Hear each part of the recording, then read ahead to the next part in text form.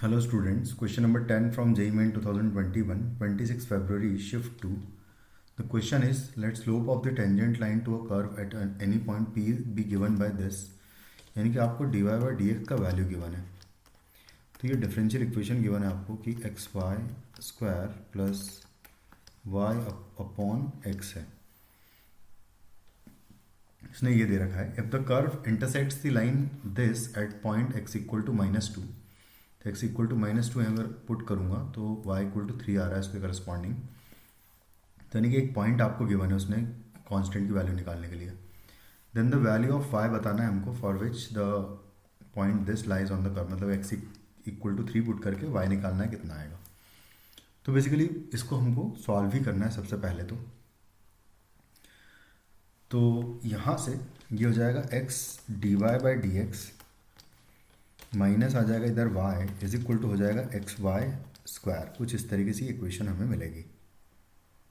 अब हम क्या करेंगे, इसको वाई स्क्वायर से अगर पूरी इक्वेशन को मैं डिवाइड कर दूँ तो, और साथ में एक्स से भी डिवाइड कर दूंगा, तो d Y by D x आ जाएगा एंड आएगा यहाँ पर 1/y स्क्वायर माइनस आएगा यहाँ पर 1/y स्क्वायर इंटू एक्स आएगा यहाँ पर, क्योंकि एक्स से भी डिवाइड कर रहा हूँ और इधर बचेगा 1.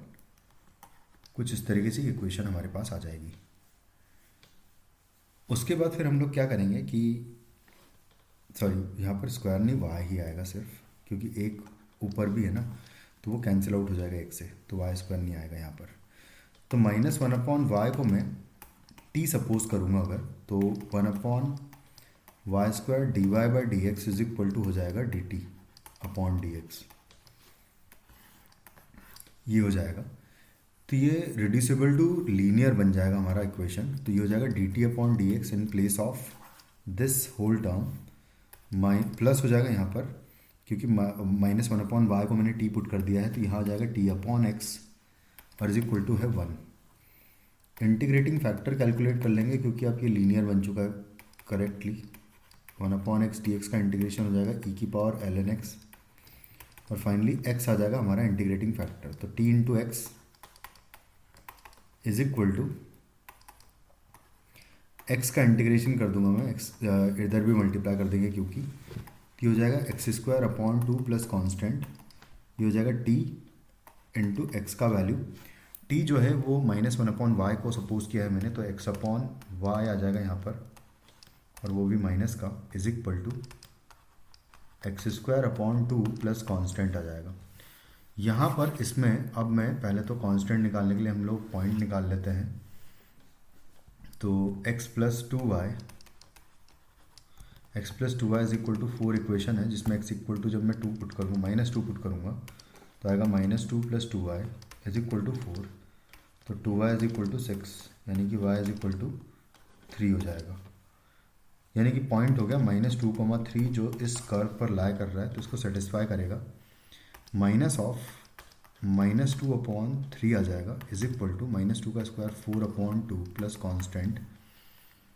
तो ये आ जाएगा 2/3 एंड -2 हो जाएगा इधर आके, ये इज इक्वल टू कॉन्स्टेंट आ जाएगा. तो कॉन्स्टेंट का वैल्यू इक्वल टू हो जाएगा 3 इंटू 2 6, तो -4/3 जो है वो कॉन्स्टेंट का वैल्यू आ जाएगा. और कांस्टेंट का वैल्यू -4/3 आ गया, तो फाइनली मेरे पास इक्वेशन आ जाएगी -x/y is equal to x square upon 2 and आ जाएगा -4/3. कुछ इस तरीके से आ जाएगा वैल्यू.